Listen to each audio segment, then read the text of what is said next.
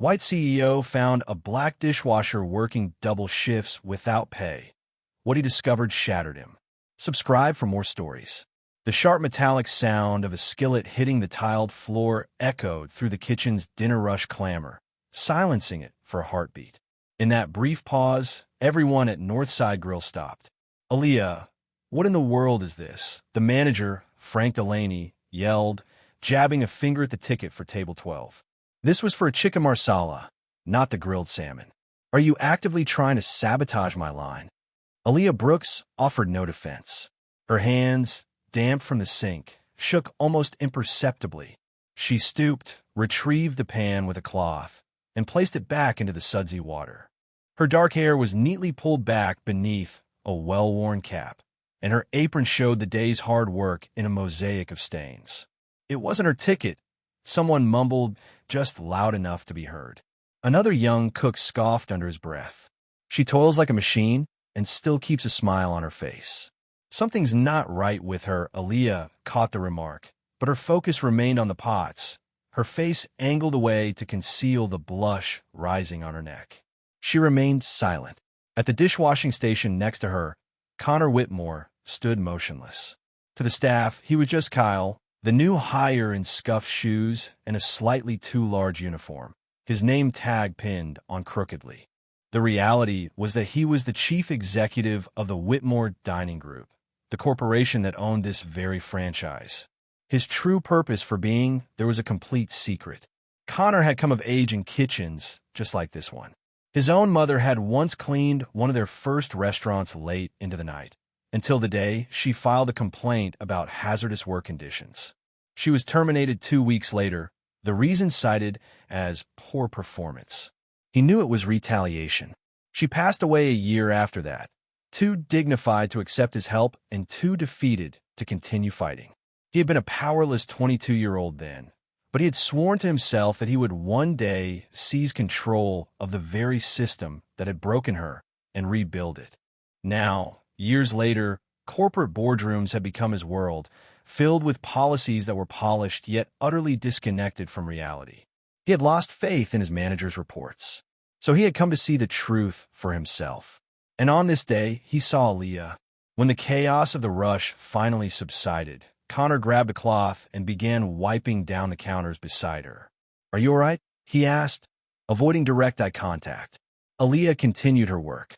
"I'm okay," he pressed gently. "That wasn't your fault." A faint smile touched her lips. "It never is," he noted.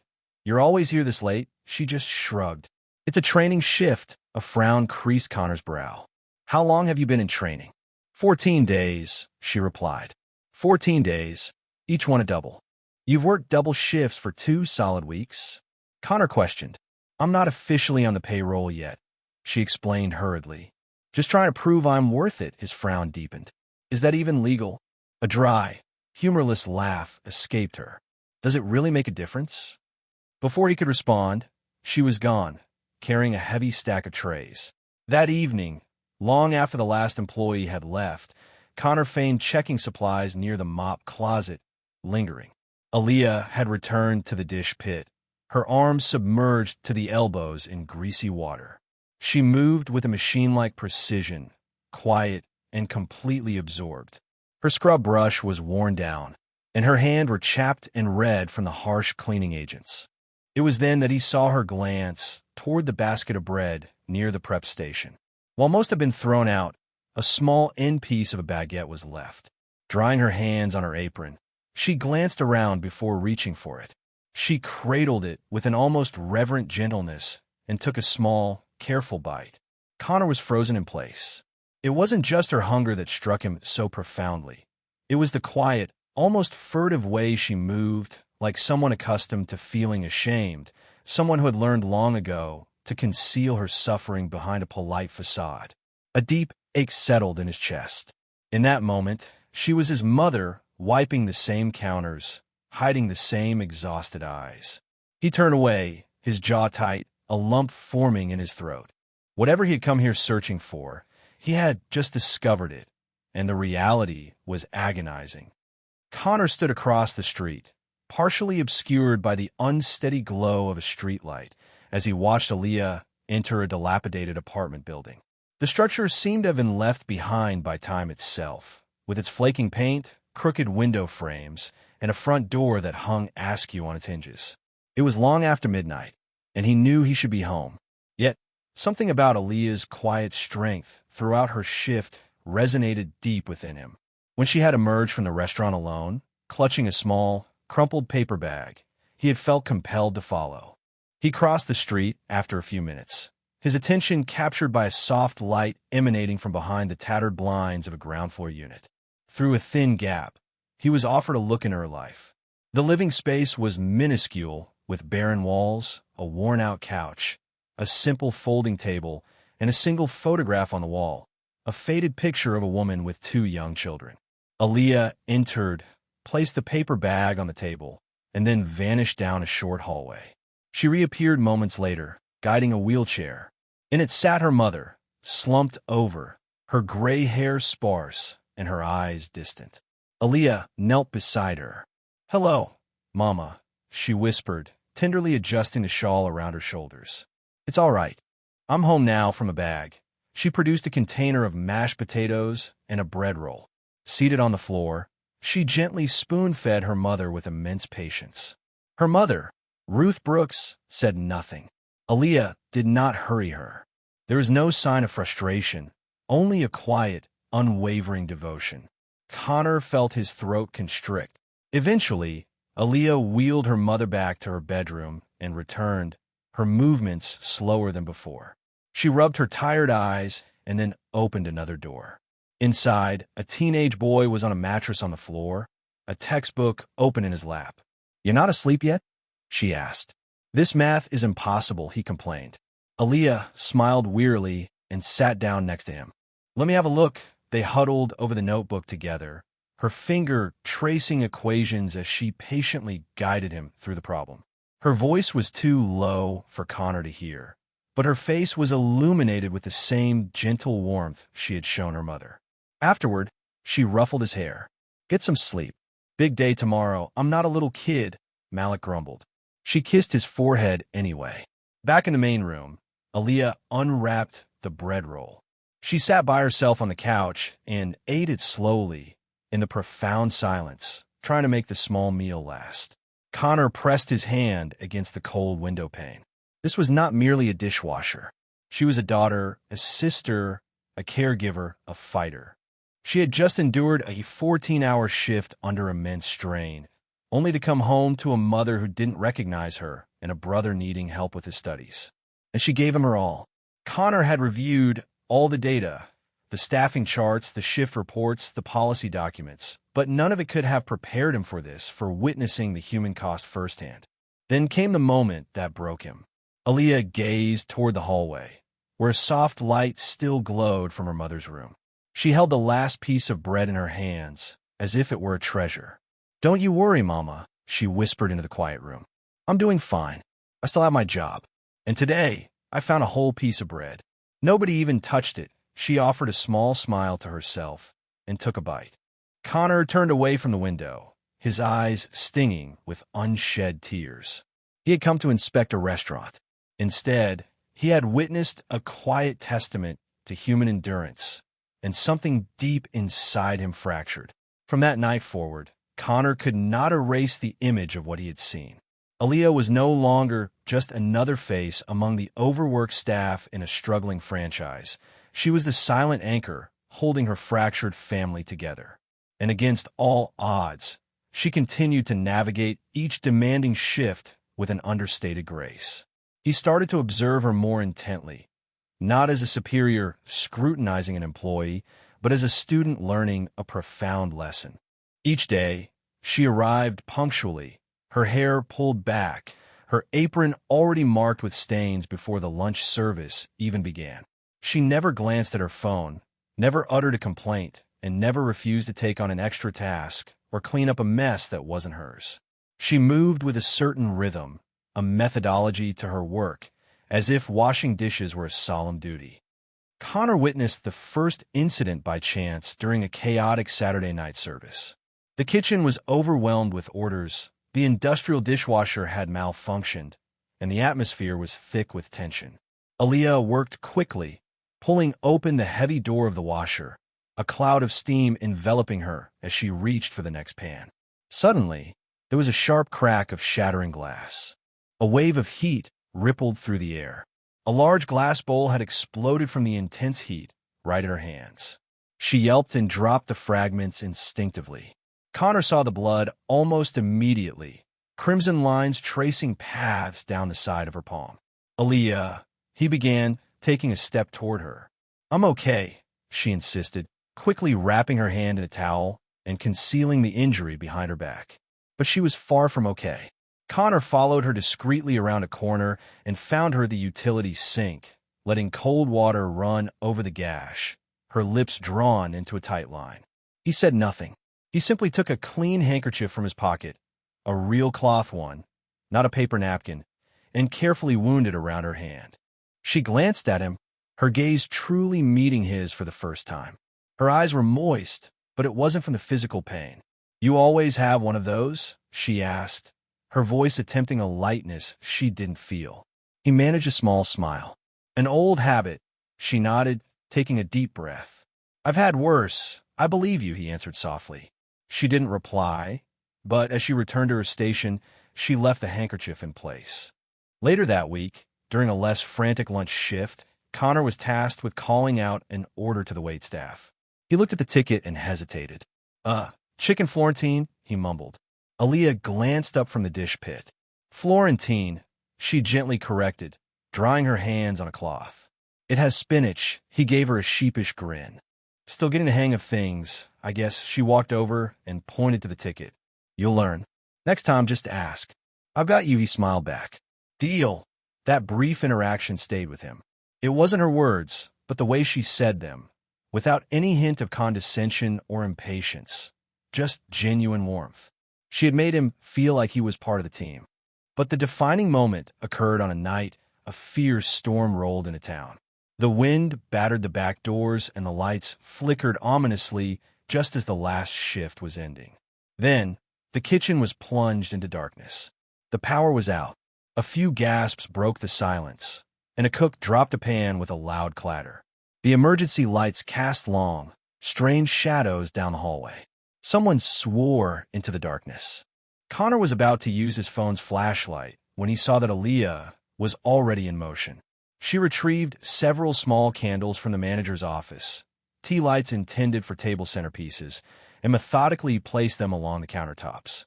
The kitchen was transformed, bathed in a soft, flickering glow. She moved with a serene calmness, handing out paper towels and guiding her co-workers by instinct. Connor lit one of the candles and joined her as she began wiping down the stainless steel surfaces. The two of them worked in tandem, their silence punctuated only by the gentle sound of sponge on metal and the distant rumble of thunder. It should have felt unsettling. Instead, it was peaceful. He stole a look at her, her face illuminated by the candlelight. Her expression was tired but composed, focused yet gentle. There was something sacred in that moment, in performing the mundane task of cleaning a kitchen and feeling its importance. He had dined in the most luxurious restaurants, been served by world-renowned chefs on rooftops overlooking glittering cities, but he had never seen anyone wash dishes with such dignity, such care, with something that felt like love. That night, as he lay in bed, he acknowledged a shift within himself. He was no longer just an observer. He was starting to care deeply, and perhaps he was even starting to hope. It was the kind of error that could happen in any restaurant kitchen. A server misread a ticket, and an incorrect dish was delivered to a customer. But at Northside Grill, such mistakes consistently seemed to fall on one person's shoulders. Who was responsible for this plate? Frank Delaney, the manager, demanded, holding up a seared pork chop as his eyes darted around the kitchen like a predator seeking prey. Table 9 ordered the salmon special. This is pork.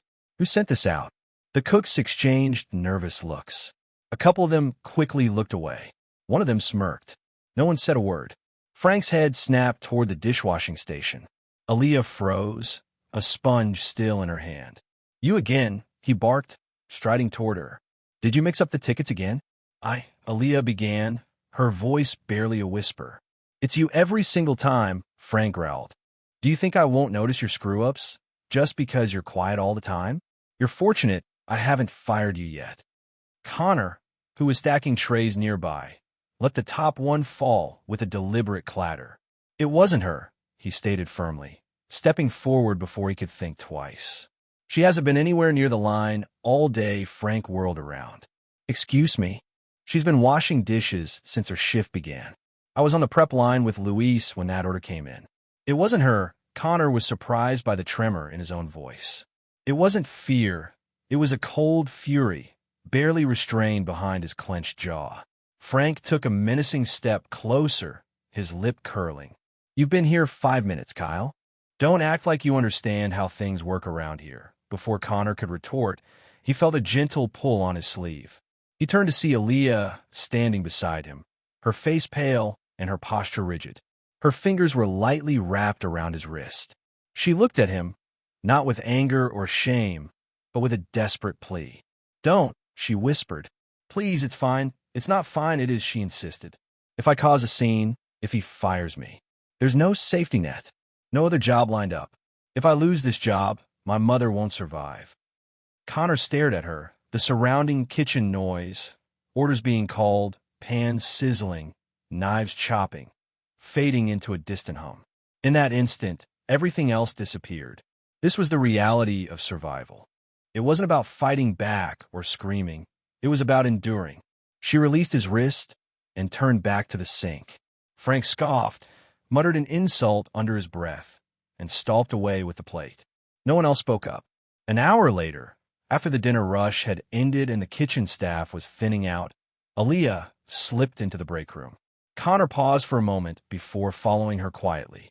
The buzzing fluorescent light cast a sickly, weary glow over the lockers and mismatched furniture.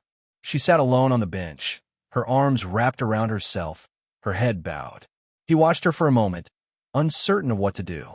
Then he entered the room, being careful not to alarm her. She didn't look up, but when she spoke, her voice was almost inaudible. I didn't do it, she whispered, but I took the fall for it anyway. Again. Connor sat down next to her, leaving a respectful space between them. He remained silent, simply waiting. I thought I could manage it, she went on. If I just kept my head down and worked harder, maybe they would let me stay. Maybe it would all be worth in the end. She took a shaky breath and finally looked up at him. But it never gets better. It just gets heavier. Her eyes shimmered with unshed tears, her hands clenched tightly in her lap. And then the dam finally broke. Tears streamed silently down her face. Her shoulders shook with quiet sobs. She cried not with loud, messy gasps, but with the quietness of someone who had wept alone more times than she could count. Connor didn't speak. He made no attempt to fix the situation. He just reached out slowly and placed a hand gently on her shoulder. It was a small gesture, but Aaliyah didn't pull away. She leaned into his touch just slightly, enough to feel that someone was there, enough to take a breath without the weight of the world on her shoulders. They sat that way, side by side, in a break room that smelled of stale coffee and cleaning chemicals, as the storm within her gradually subsided. And in that silence, Connor made another promise to himself, unspoken but absolute. She would never have to cry alone again, not if he could help it. The kitchen was strangely calm for a Friday evening. The majority of the staff had already departed, their faint laughter carrying in from the parking lot. Connor stayed behind, pretending to organize trays while he watched Aaliyah from the other side of the room. She moved with a slowness that was unusual for her hands shaking slightly as she rinsed the last of the pans. She had just completed her second consecutive double shift. 16 hours of nonstop work, with hardly a break, no meal, and not a single complaint. Her skin appeared ghostly pale under the stark fluorescent lights, and her movements were unsteady. Connor had seen people push themselves to the brink of exhaustion before, but this was different. This was someone holding on by the very last threads of willpower. Aaliyah, he called out softly, but she didn't seem to hear him. She turned slowly and reached for a box of cleaning supplies on the highest shelf in the storeroom. As she rose up on her toes, the world must have gone black at the edges of her vision. She wavered for a moment, and then she collapsed to the floor. Aaliyah. Connor was by her side in an instant. Her body was limp, her breathing was shallow, and her skin was cold and clammy. He felt for her pulse. It was weak, but it was there. He carefully scooped her into his arms. She felt as light as a feather. He carried her through the silent kitchen and down the hall to the employee break room, where the lights were already dimmed. He laid her gently on the worn vinyl couch, grabbed a clean towel from a locker, and soaked it with cool water. Kneeling beside her, he dabbed her forehead, his heart racing with an emotion that went far beyond mere panic. After a minute, her eyelashes fluttered. She began to stir, her brow creased in confusion. "It's okay," he murmured. "You're safe." Aaliyah blinked, her eyes struggling to focus on his face. Her lips parted, and the words that emerged made his chest clench. "Am I fired?" Connor froze. Of all the things she might have said, of all the questions she might have asked after fainting from sheer exhaustion, that was her first thought. "No," he whispered, gently brushing a damp strand of hair from her cheek. "No, you're not fired." She closed her eyes for a moment, a wave of relief washing over her features. But then her voice cracked, barely audible. Don't tell my mom." Connor leaned in closer. Her eyes opened again, filled with a quiet desperation. "Please, don't let her know I collapsed. She worries so much as it is. If she thinks I'm not okay, it will only make things worse for her." Connor swallowed hard, a burning sensation in his throat. "Aaliyah." She looked away, a flicker of shame in her eyes. I have to keep this job, and I have to keep her calm. If she thinks I'm falling apart, she won't eat. She won't sleep. I've seen what happens. She tried to push herself up, but he gently eased her back down. "You need to rest. Just for a minute. Let someone else carry the weight tonight." Her eyes filled with tears again, but this time it wasn't from weakness. It was from something much deeper, much older. The profound exhaustion from 1,000 silent battles fought without a single witness. Instinctively, Connor took her hand. He didn't say anything. He didn't make promises he couldn't keep. He just held it, firm and steady. Aaliyah looked at their joined hands for a long moment, as if she couldn't decide whether to pull away or hold on tighter. She did neither. Instead, she whispered. "Your kind." Connor offered a faint smile. "I just can't stand to see good people fall." They sat like that for several minutes, her eyes eventually drifting shut, his fingers still entwined with hers, his mind reeling. He had come to this place to investigate, to observe, to document evidence. But somewhere along the line, a fundamental change had occurred. This was no longer just about empathy. It was something more. It was the way her voice echoed in his memory when she soothed her mother. It was how her laugh, so rare and soft, felt like a ray of light piercing through a storm. It was the way she endured pain, not with bitterness, but with grace. And now, watching her sleep, a faint trace of vulnerability on her face, Connor finally understood the truth with a painful clarity.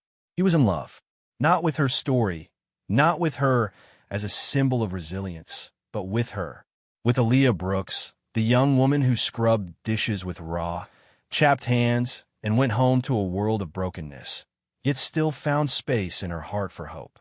He squeezed her hand once, gently, as if to anchor her to a world that so often overlooked people like her. "I see you," he whispered, "and I'm not going anywhere." The meeting was scheduled for 9 o'clock in the morning, sharp. Every single employee was required to be there, without exception. It was highly unusual. No one could recall upper management ever calling an all-staff meeting at Northside Grill, especially not on a weekday morning. The kitchen crew exchanged nervous whispers. The servers shot wary looks at one another.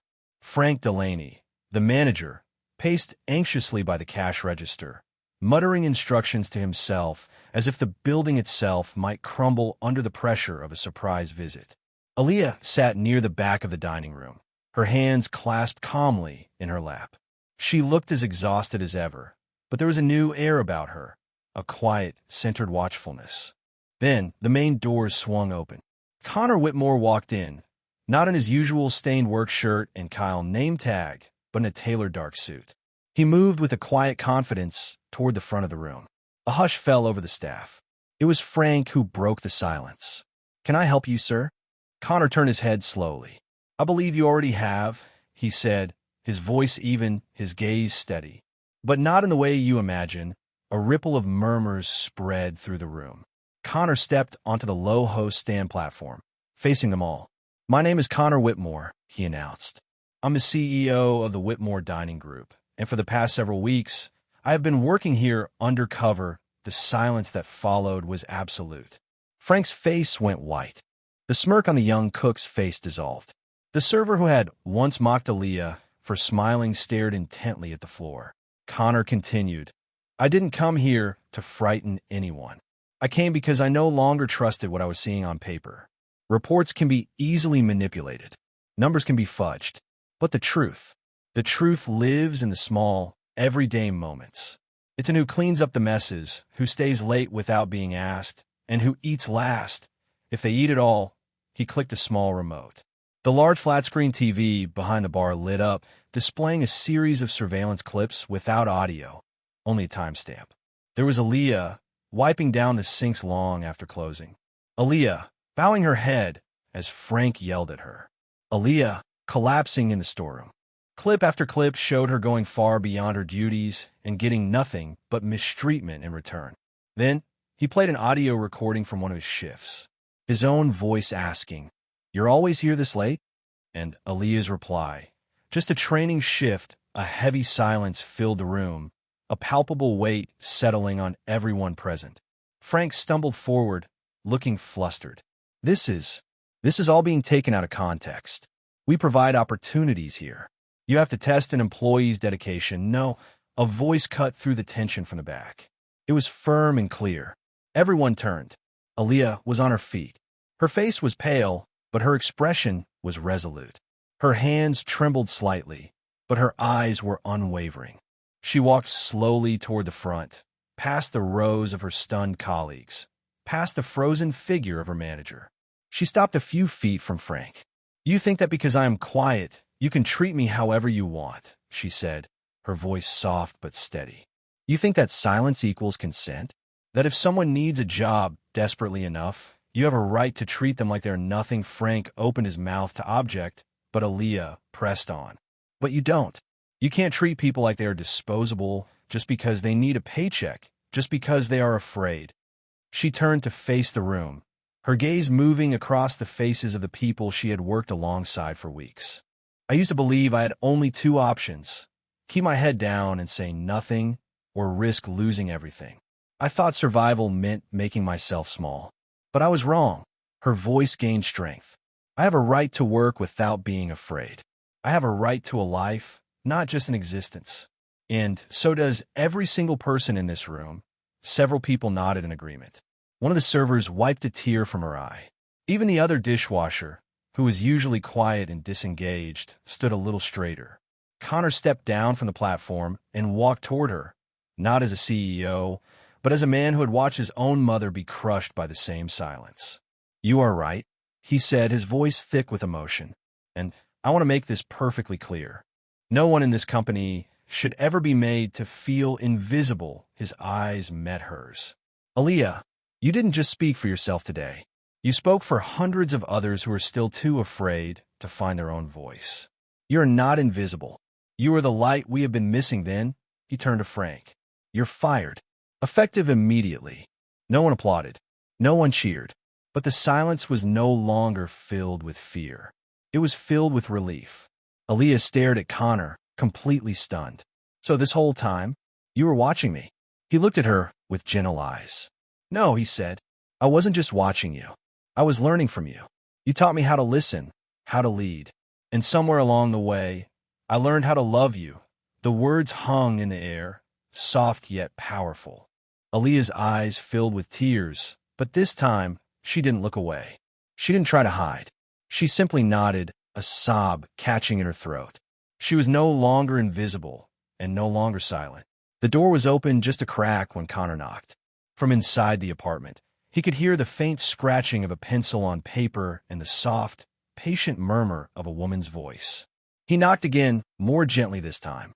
Aaliyah opened the door, her hair in a loose braid, wearing an oversized hoodie that hung off one shoulder. She seemed surprised to see him, but not alarmed. "Connor," she said. He smiled. "I hope I'm not interrupting." She stepped back without a word, a silent invitation for him to enter. The living room felt warmer than he remembered. A soft blanket was folded neatly on the couch, and a candle flickered on the small table. Her younger brother, Malik, was at the folding table, pencil in hand, his tongue stuck out in concentration. Aaliyah had been helping him with his math. "I won't be long," Connor said. "I just wanted to give you this." He reached in his coat pocket, pulled out a thick envelope, and placed it gently on the table beside her. Aaliyah looked down at it, her expression puzzled. "What is this?" "Two things," he explained.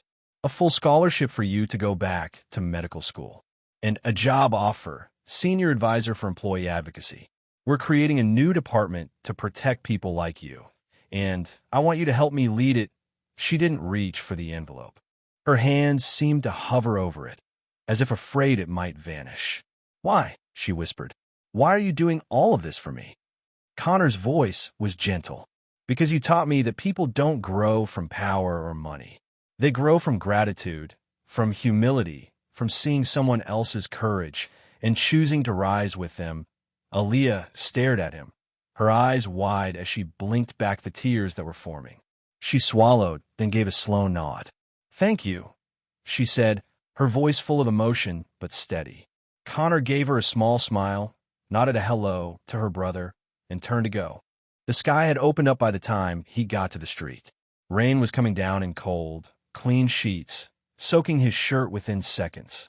He walked slowly, not caring about getting wet. Then he heard it, the sound of the apartment door slamming open behind him, the patter of running footsteps, and her voice calling his name. "Connor!" He turned. Aaliyah was running through the downpour, her hair slicked to her face, her hoodie clinging to her.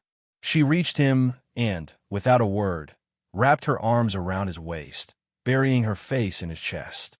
"I was so scared," she murmured against his shirt. "Scared that if I let myself hope for anything, it would all be taken away." He held her close, his breath catching in his throat. "But now," she whispered, "I want to live, not just survive. And I want to live it with you." Connor wrapped his arms around her more tightly, closing his eyes as the rain poured down on them. In that moment, nothing else mattered. Not the past, not the pain. There were only two people finally choosing each other. 6 months had passed. Autumn had painted the city in warm hues. Golden leaves drifted down from the trees, crunching underfoot.